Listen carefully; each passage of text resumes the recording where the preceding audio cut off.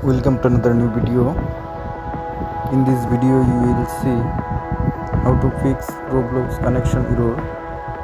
Please follow complete the process.